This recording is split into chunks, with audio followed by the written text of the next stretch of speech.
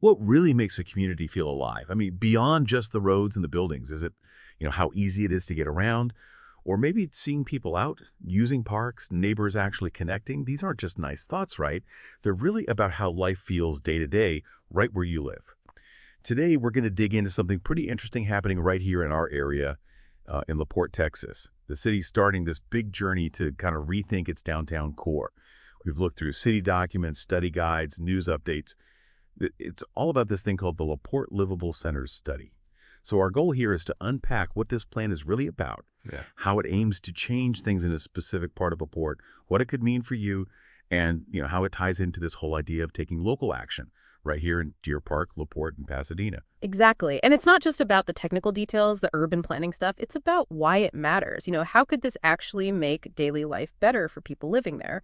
What's the vision for La Porte's future that this study paints? And crucially, how does community input, people like you, shape the outcome?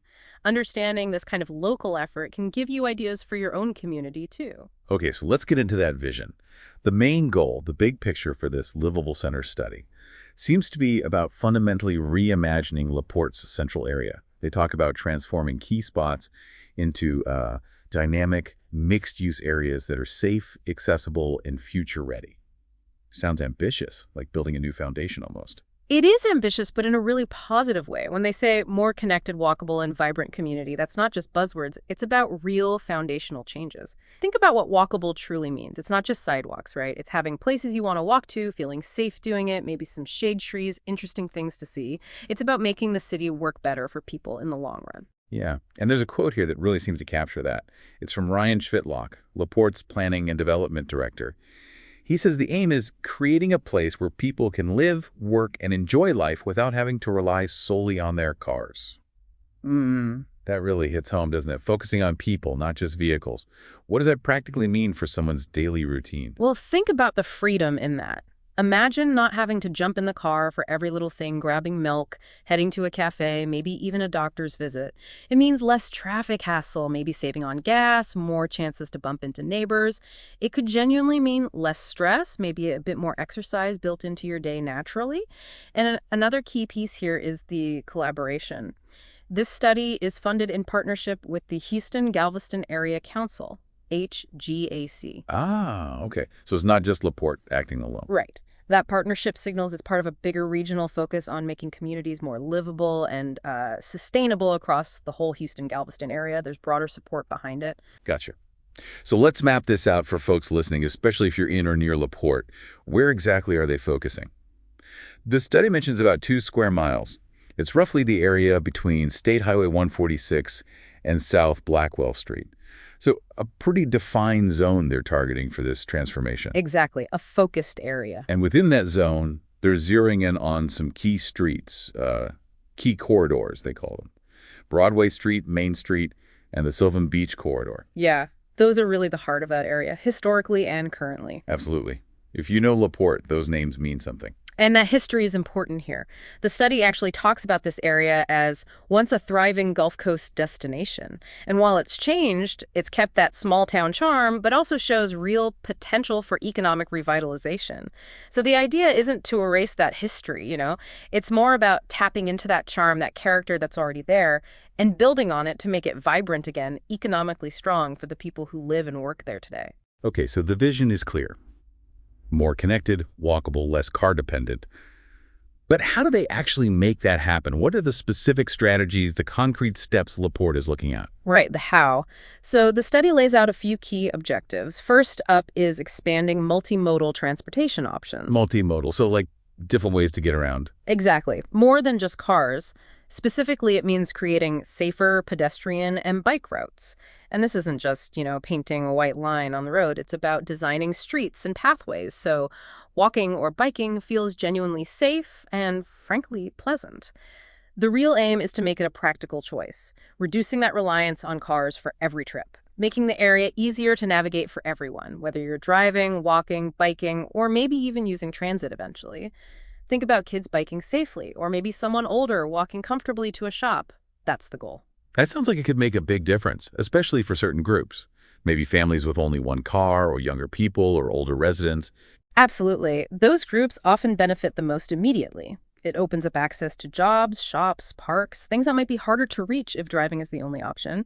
It gives people more independence. And that connects directly to the next big strategy, promoting mixed-use development and housing diversity. Mixed use. So not just houses here, shops way over there. Precisely. It's about blending things together, creating lively areas where you might have apartments above shops or offices near homes and parks.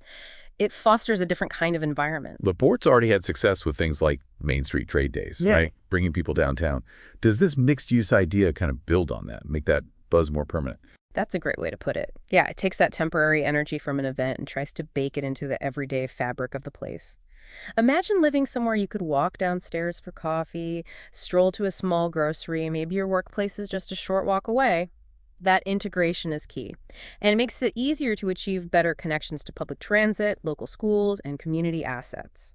When things are closer together, accessing those essential services and places becomes much simpler for everyone. Less time commuting, more time living. Makes sense. Okay, what about zoning updates? That sounds a bit technical, but why are changes to land use rules important for making places more walkable and people-friendly? Zoning is basically the rule book for what can be built where. Current rules might strictly separate housing from businesses or require huge parking lots everywhere, which kind of pushes buildings apart and makes walking less practical or appealing. So updating the zoning based on what this study finds could allow for things like that shop on the ground floor of an apartment building or houses built closer together with wider sidewalks.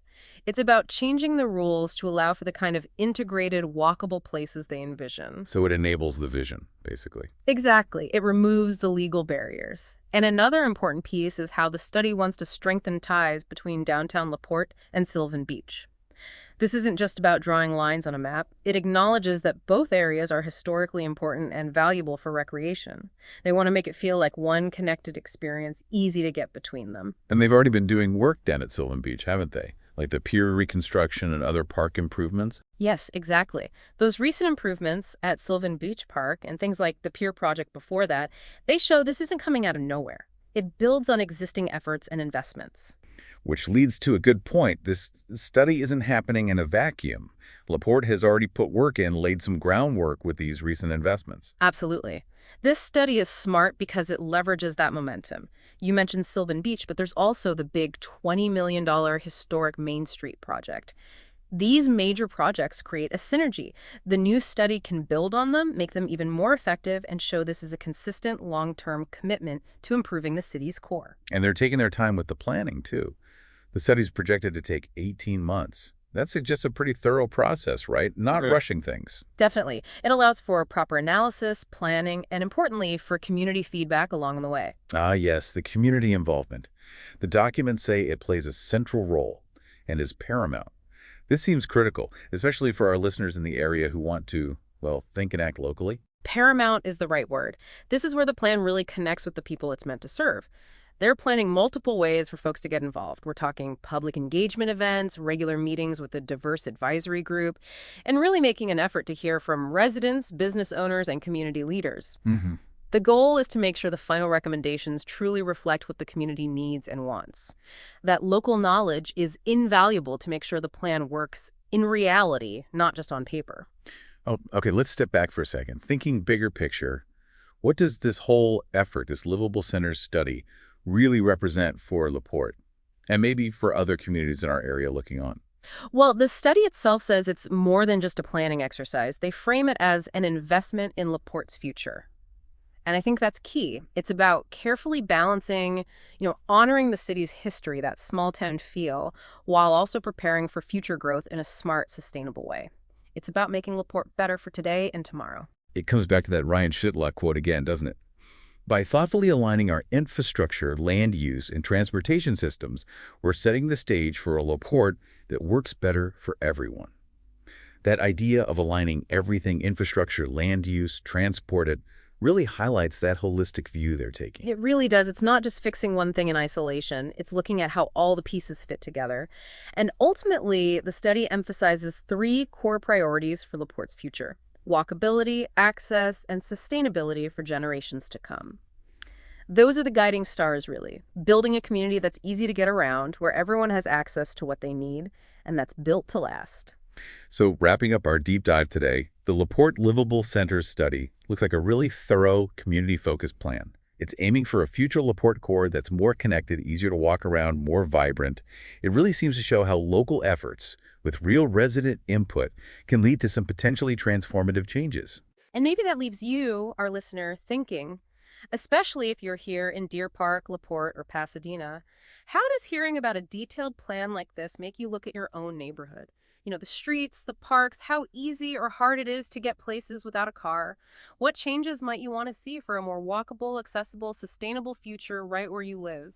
Your voice matters in these local conversations. And if you find these kinds of local deep dives valuable, if they help you think about improving your own community, please do consider supporting our work. You can find out how at thinkandactlocally.com/donate. Again, that's thinkandactlocally.com/donate, and we'll have the link right there in the show notes for you.